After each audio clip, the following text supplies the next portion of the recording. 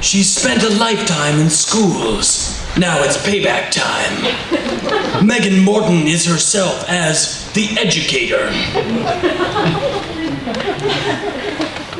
All Dr. Morton ever wanted was respect. Now she's taking school to school. And you better buckle up. It's gonna be a bumpy road to graduation day. She's not taking any excuses this time, based on a true story. In a world where some secrets won't stay buried, trust no one, fear everyone. She was just doing her job. From the people who brought you the Pendragon 40-finger punch. This summer, the educator will be taking out the trash. Excuses? She doesn't hear them. Things are about to get a little dicey in the core. Because the past never dies, it kills. This Christmas, Megan Morton is on a mission she wasn't expected to survive. And if you liked advanced rhetoric, shin bones of steel, and English 394 trained Assassin's Creed makers, you'll love The Educator. In a world where love isn't safe, trust can be deadly. Small town girl, big time punisher. Meet Megan Morton. The most dangerous thing about school used to be the students. Dr. Megan Morton is the educator.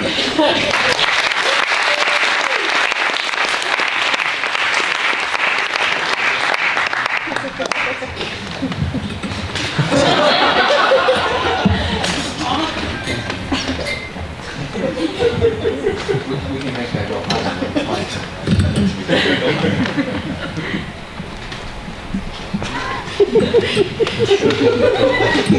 He warned me about this thing, but not enough. Yeah, so I'm sorry that I don't have like a jacket thing. I didn't know that was the thing. Whenever I get the emails, that's when I decide what I'm gonna wear, right? You get the emails, it's cold out, wear pants. I didn't get an email, so I don't have the jacket thing. This paper, you have to imagine, a lot of people have said tonight, this is better read. You have to imagine this paper printed in the library at 4:58 on the last day of finals week and then shoved under Dr. Williams' door with a curse.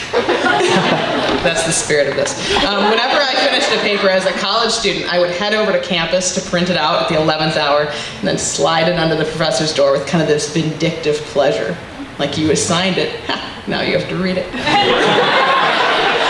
And now that I'm a writing teacher, I can safely hide out in my own favorite part of the writing process, which is the part where I read stuff that other people have written, right? I love reading so much that I use it as my lens for understanding why other people love the things that they love that don't make any sense to me, right? Like downhill skiing. Does that make any sense? It doesn't make any sense. I married into this family, the Morton family, they're kind of like Canadian in this fundamental way. Like, not just in citizenship, but like in a deep core way, right? And so people display this resilient politeness, right? And this desire to be outdoors in the winter. And so my 70-year-old father-in-law still like plays hockey once a week, like ice hockey. And like my tall athletic brother-in-law decided like that this first Christmas in the family that I needed to learn to downhill ski. So he's like gonna try to teach me downhill skiing, right?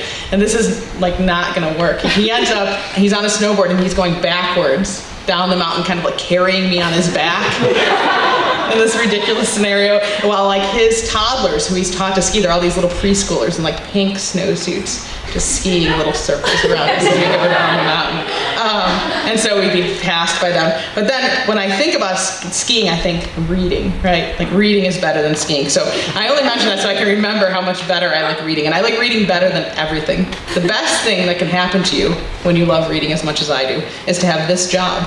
Or not only do I get to read for my job, but I also get to boss other people around and make them read what I say, and then force them to come to a room and talk to me about the things I read. And they can almost never really say how much they like hate the things that I make them read, right?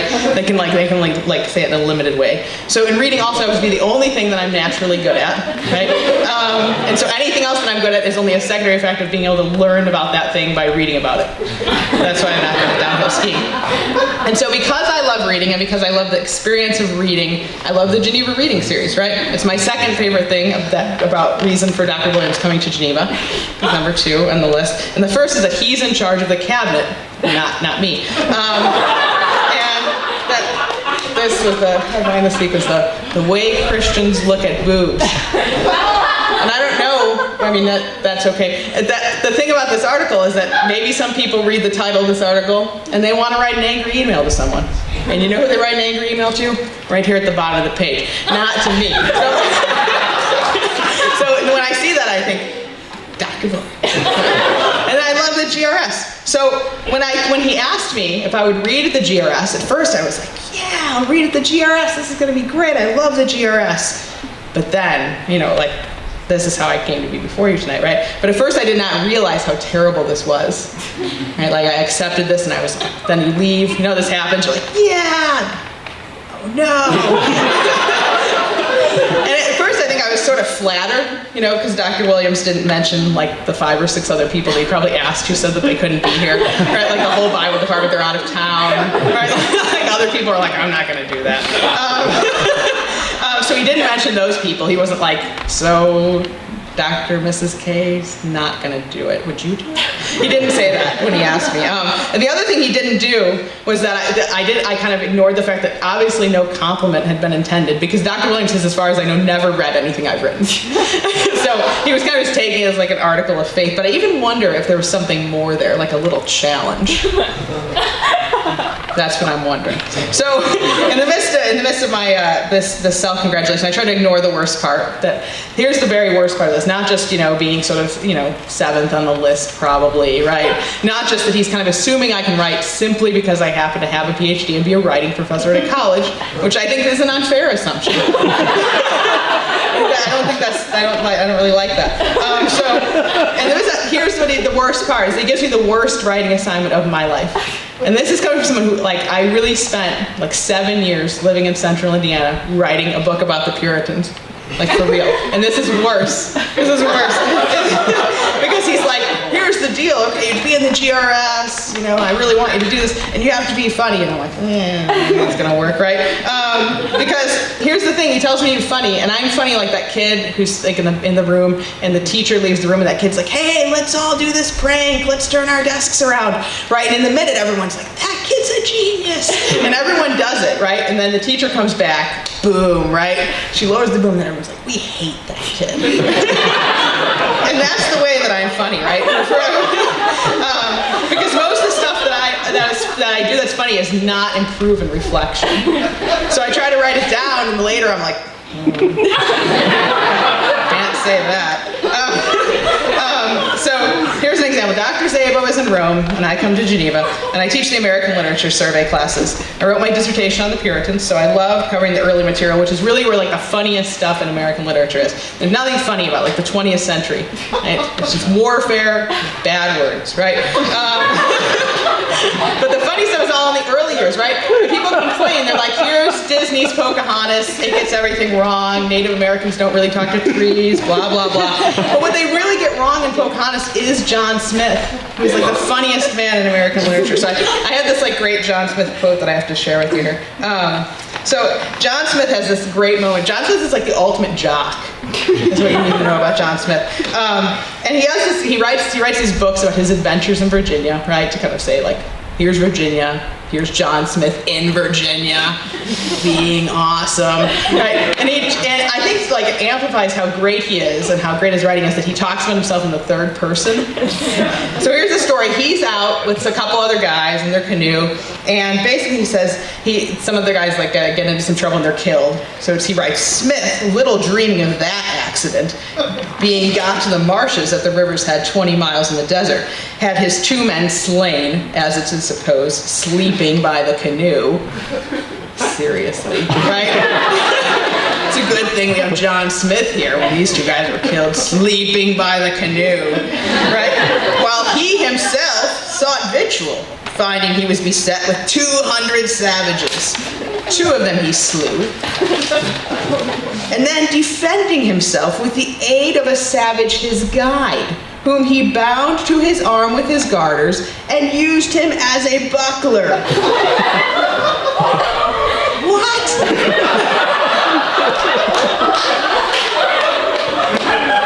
Yet he was shot in the arm and the thigh a little, and had many arrows that stuck in his clothes, but no great hurt, till at last they took him prisoner. Right?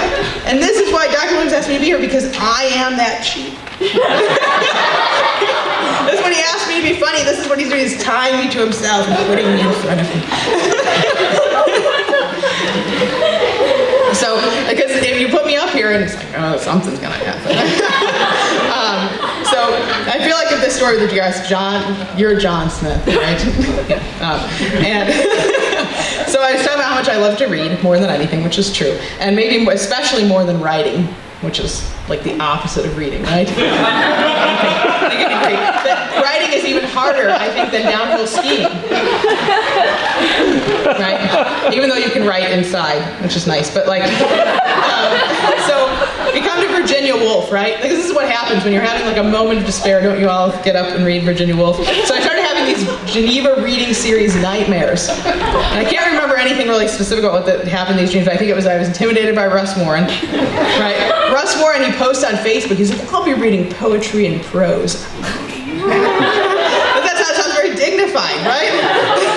So I'm having a time of trouble. So what do? I turn to reading, because that's what I do all the time. So reading, it's like Nutella, right? You turn to it in your time of trouble, right? But it's a dangerous friend. Because you turn to it, you're hoping to lighten your load, but you end up heavier, right?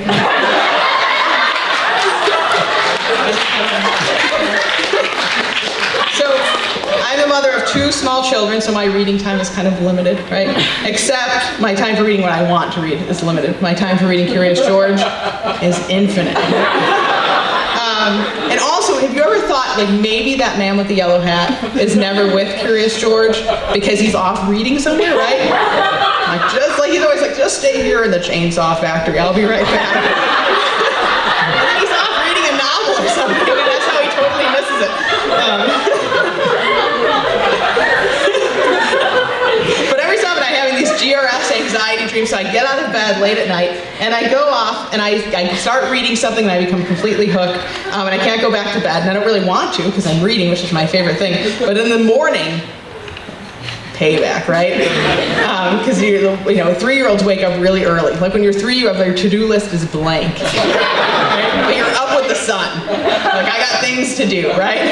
So you have to sit on an adult and look at that adult really close range and wake them up, right? And so this is why when we moved away from the agrarian society where people would get up when the sun rose, right, which is when toddlers naturally wake up, that people invented like Pop-Tarts and cartoons, right? You could like bridge the gap between the toddler wake-up time and the normal person wake-up time. So I wanted Virginia Woolf to like help me out. So I got out of bed and I pull up Virginia Woolf's essay, Room of One's Own, which you may have read here in college. I'm pretty sure I read this in college, but then I had this great experience that I've often had kind of here in my adult reading life, where I think I've read something in college and I go back and reread it and I have no recollection of it at all. And that's what it was like reading A Room of One's Own. So I'm kind of thinking Virginia Woolf is gonna like give me an out. Right? She's like, you need a room of one's own. And I'm like, I don't have a room of one's own, right? Like, I'm not in any room by myself ever, all the time. Doesn't she stop? And she doesn't even stop at critiquing this patriarchal cultural forces that keep women from writing. She gives advice, right? She's like, hey, women, try to get some money. It'd be nice if you didn't have to have like a job related to the money. It would just like money that you inherit from a dead relative, right? That sort of advice. And also, don't have 13 children, right? That kind of advice. This is not advice that ended up being very helpful to me. I can tell you, in writing my GRS piece here, like that was not what I was hoping for from Virginia Woolf. And I wanted her to like sort of give me an out. Like, there's no way you can be expected to write this thing. Don't worry about it. Just send Dr. Williams an email. Like, Virginia Woolf told me I didn't have to do this. And then I would be off the hook, right? It's like I feel like Virginia Woolf, she has some authority, doesn't she? Yeah, and Dr. Taylor is backing me up here. So, but it turns out that short of having 13 kids, I only have 2. I needed to do my part for the sisterhood. So here I am. So, in actual fact, I had a draft of something I was going to read, but the problem was that it was really mean. Right? Yeah, this is a problem, because there's like kind of 2 ways to make people laugh. And Dr. Williams told me to be funny. So I'm like, all right, if I tell this story, like my kid said, this is true, in the Aldi parking lot, he said, monster trucks are high off the ground so that they can run over monsters and kill them. And you're like, that's cute, right? And you nod and smile because, you know, I told this cute story. Because there's this little clever kids say the darndest thing sort of moment, right? People, like nice people, if they can tell that you're trying to say something funny, will laugh, right? They're on your team. They're like, all right, I'm going to laugh because you said a sort of a funny thing, right? But that's not like the real laughter, right? Like the real laughter is the laughter that like comes out from inside of you. I don't know, I was looking, as I was writing this, I was thinking about Danny. Is Danny here? Danny Fitzgerald?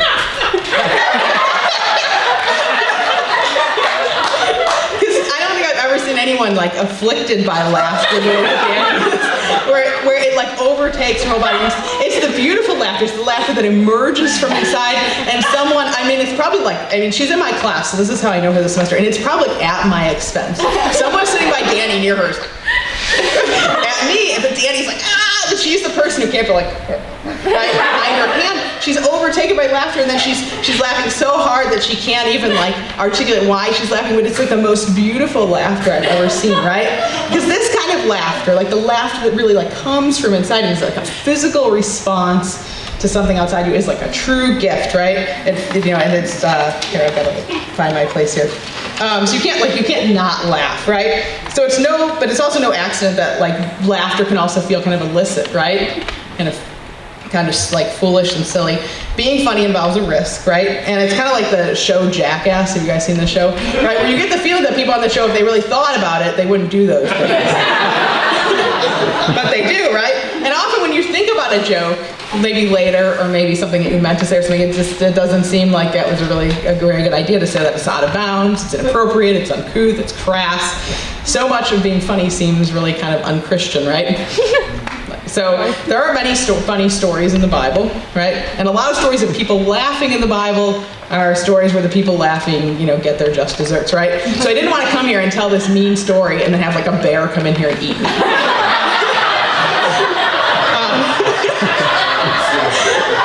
So that was what I had, was this mean story. So I couldn't tell that mean story. And like there's other stories where people are mocking someone, but there's someone who's like obviously like totally worthy of being mocked. Like the story of like Elijah, where he's with the prophets of Baal, right? And he's like, "Where's your God? Is he in the bathroom? Why isn't he answering you? Is he gonna send down fire or not?" But Elijah totally knows, right, that God is gonna send down fire. So it seems like a safe bet to be like, right, to someone right before you like have God send down fire, right? Like you're like, I can safely mock this person because God is totally on my side, right? But often when I mock someone, I can't at all make a statement like that with any confidence, right? You know, that doesn't seem like really true. So I'm an adult convert to Christ. So my biography is always divided into these two halves, right? Like the before and the after, right? And you know, like the before is, it's not like I don't have like necessarily like a dramatic conversion story where I was a eunuch pirate and then I became but it was, you know, it was just bad language. But it's so much of what's funny is just mean-spirited, it's hurtful, it's isolating. And so I asked my students the other day, I said, is this humor? You know, is this like part of the dry husk? Is this just going to fall away? We're not going to have this anymore because so much of what we find funny is like stuff we can't really imagine making these jokes in the presence of the living God in heaven, right? So what are we going to do, right? When we meet in glory, it's easy to imagine us maybe laughing in pure joy, but it's hard to imagine kind of what we'll be laughing at. So I try to answer this. The rest of the essay tries to answer this question, and like all 11th hour student writers, I realized as I was writing this section of the paper that this was actually the interesting part. So it's briefer and like less, yeah. I go to give like a Matt Corcoran Brotherhood shout out because he's my student and he's like with me in this of writing things at the 11th hour. So what are we going to find funny in heaven? One thing in heaven we know is that we're going to have resurrected bodies, right? And having a body is like super hilarious, right? You don't maybe know this until you have kids, right? I came in after we were out walking this summer, and walking in the house, I was stung by a bee. And immediately I'm like, ow, and I started to throw the mail on the ground, and my two young kids are with me. And, you know, I get them into the kitchen, and I distribute graham crackers, and I get some ice, and I'm sitting there, and then there's this great moment where there's a pause, and I'm doing the mom thing where you talk about yourself, you're like John Smith, you're like, Mommy was hurt. Mommy was slain by a bee. So I'm telling them what's happening, they're watching me. But then, the greatest thing happened, my daughter, who's only 2, starts to mimic me. Right? She's like, and then Mommy said, ah! And because this gets a laugh, she does it like 175 more times, right? So in heaven it says we're going to have these resurrected bodies, and I think bodies are just really funny, right? Having a body is funny, the way our bodies interact with each other are funny, the way your body does unexpected things is funny. So it's hard to imagine having a body without having all the unexpected silliness that comes with that. I don't know, I mean, I know that in heaven we won't be injured and we won't have any tears, but it's hard to imagine that there's not like something intended in the way that it's funny when someone trips over their shoelaces, right? And when you drop things on the floor and they dramatically like spill everywhere, right? Those kind of things are funny, and I think that we will actually be able to appreciate those things for as funny as they are, right? Instead of just being like, no, why did that happen? We'll just be able to like enjoy those moments of pure physical comedy and laugh at them. The other thing I think about in heaven is that we won't get tired of the joke, right? Chesterton talks about this. He says, I think all writers are readers, but since I'm like primarily a reader, every time I start writing something, I think, everyone else is smarter than I am, which is true. And then they wrote books and wrote smart things in them, and I can read what they said, and then I can repeat it. So that's what I'm going to do right now. So you should think about this. There's a great quote from Chesterton. If you haven't read Orthodoxy, you should read it now. And then you should read it again when you're like an adult later on in your life, and you'll not remember that you read it. And it'll be like all new all over again, right? You can read Orthodoxy for the first time twice.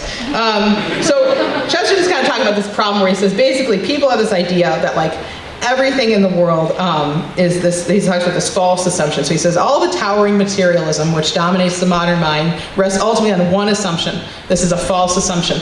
It supposes that if a thing goes on repeating itself, it's probably dead, a piece of clockwork. People feel that if the universe was personal, it would vary. If the sun was alive, it would dance. This is a fallacy, even in relation to known fact. For in the variation of human affairs, it is generally brought into them not by life, but by death, by the dying down or breaking off of their strength or desire. A man varies his movement because of some slight element of failure or fatigue. So get the idea there. So he's basically saying, if things change, it's not because they're living, but because they're dying, right? He says basically people get on a bus because they're tired of walking. People are, they stop exercising because they're old. Because they're tired of sitting still. But if the person's life and joy, he says, were so gigantic that he never got tired of going to Islington, that he might go to Islington as regularly as the Thames goes to the Sheen. I think I'm saying all these words wrong, I'm sorry. Chesterton was British and I'm not. So the very speed and ecstasy of his life would have the stillness of death. The sun rises every morning. I do not rise every morning, but the variation is due not to my activity, but to my inaction. Now, to put the matter in a popular phrase, it might be true that the sun rises regularly because it never gets tired of rising. His routine might be due not to a lifelessness, but to a rush of life. The thing I mean can be seen, for instance, in children, when they find some game or joke that they specially enjoy. A child kicks his legs rhythmically through excess, not absence of life. Because children have abounding vitality, they are in spirit fierce and free, and therefore they want things repeated and unchanged. They always say, do it again, and the grown-up person does it again until he is nearly dead. This is a true story. For grown-up people are not strong enough to exult in monotony, right? Why is the joke less funny the 5th time than it was the first time? Right? To a 2-year-old, it is just as funny the 5th time. My kids have watched the GRS, the last video from the GRS, like 75 times. They don't know anything about the most interesting man in the world, but they think that video is hilarious, and they will watch it again and again and again. They love it. They're like, go back to the part about the circus. So Chesterton says it's possible, but perhaps God is strong enough to exalt in monotony. It is possible that God says every morning, do it again to the sun, and every evening, do it again to the moon. It may not be automatic necessity that makes all daisies alike. It may be that God makes every daisy separately, but has never got tired of making them. It may be that he has the eternal appetite of infancy, for we have sinned and grown old, and our Father is younger than we. So there's Chesterton, right, saying like basically in heaven we will not get tired of things. But part of our reason that we don't find things as funny as I think that they really are is that we get bored with them. The most romantic story that I have of any couple I know is a couple, and I don't think that they're like, their love story is necessarily that dramatic, but they've been married a really, really long time. And one of the things that I don't think you realize when you get married, at least I didn't realize this, is that you're marrying someone and then you're marrying their stories. So in courtship, someone tells you, they give you their best stuff, right? Because they're trying to persuade you to marry them, right? And then you sign on, and then you realize that was the best stuff. It's like a movie trailer, right? Like highlights from my life. So for my life, it's like the time I had bats in my apartment, right? And then people have these greatest hit stories, right? And when you meet new people, you're always with your spouse, and so you've heard these stories like countless times, right? And this couple, I know they're in their 70s, and I think that's the most loving thing I've ever seen. The husband actually encourages the wife to tell particular stories, knowing that she delights in telling them, that they're funny stories that she really enjoys, and he actually prompts the stories, right? Instead of the impulse that I think a lot of us have, which is to thwart the story. And then she got the rabies shot. So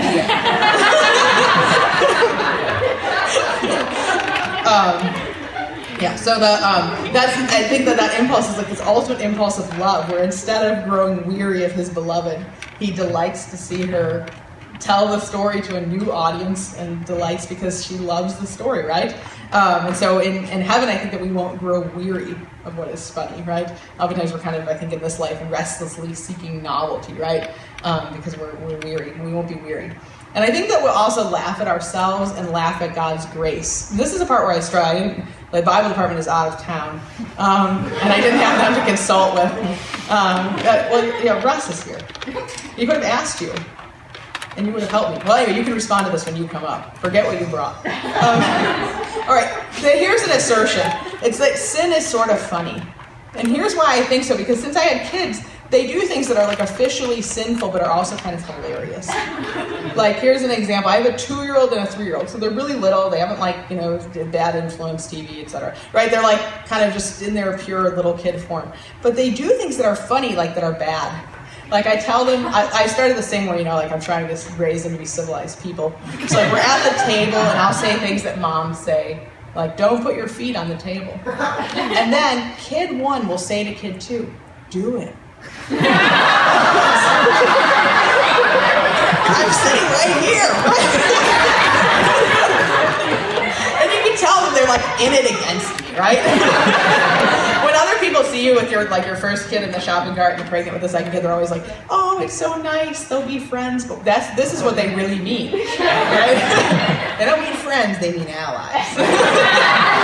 And they're allied against me. But I kind of find this funny. And one night at family worship, my husband sort of announced that as a result of behavior, certain members of the family would be disciplined at the conclusion of family worship. And my son, he dove behind the armchair and he said, "Hurry, Helen, hide!"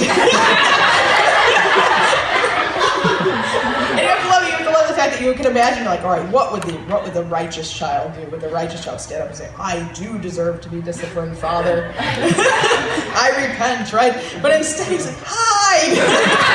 In full sight of us. So I don't know what to make of this fact that sin is sometimes funny, and that when we look back at our own sins, they often seem funny in a kind of ridiculous way, right? And we look back at ourselves and we're what was I thinking? That doesn't make any sense that I did that. And so we're in heaven, we're perfected in the presence of God. And I think sometimes we think of ourselves as being very sober at that point, right? I agree with you, Lord, that sin was terrible. At the same time, I wonder if God sees our sin as, it's true that he sees it as terrible. His wrath is rightly directed towards sin because God is perfectly righteous and perfectly just. And we know how God feels about sin because we know the cross, right? We've seen how God deals with sin. And yet it seems to me at the same time that God deals with sin and his righteous redeemed in a way where they can look at that and say, that isn't me anymore. And I had this idea, and then I started doing a search in the Bible for the word laughter. And I found this story in Genesis of Sarah. Right? And Sarah overhears that she is going to have a baby. And she's like, that is ridiculous. And she laughs, and there's this great moment. It's the Lord is she laughed, and she's like, no, I didn't. I didn't laugh. Right? It wasn't me. Right? But she totally laughed, and her laugh is a sign of her unbelief, isn't it? It's a sinful laugh, a laughing in the face of God and his promises. Right? But then Then she says, when Isaac is born, she looks at him and Sarah says, God has made laughter for me. Everyone who hears will laugh over me, right? And I don't think that she's saying that they will mock her or make fun of her. I think she's saying, what is this? Look at this. Don't we all think that this was impossible? And God has done it, right? It is the laugh of triumph and joy and promises fulfilled, right? And I think that she's even able to reverse that, right? She can look back at her own unbelief and laugh at it. Not because it was funny for her to have unbelief, but in some ways to laugh at it the way the Proverbs 31 woman laughs at the days to come, right? Because she's not afraid, right? That sin doesn't have any power over her. Does she believe? Does she hold the child of the promise in her arms? Yeah, she does, right? She believes now. And so she knows that she's been saved from her unbelief, right? She knows that God has done the work of giving her the Son, that God has transformed her by giving her the promise of the Son to come, right? And I think that Son is going to transform us all into people who laugh at other people mockingly, right? Into people who laugh at ourselves mockingly and who laugh with the joy of triumph that comes with the victory over a terrible enemy, right? While we live on this earth, we can't really afford to laugh at sin, right? It's like a crouching lion that's looking to devour us, right?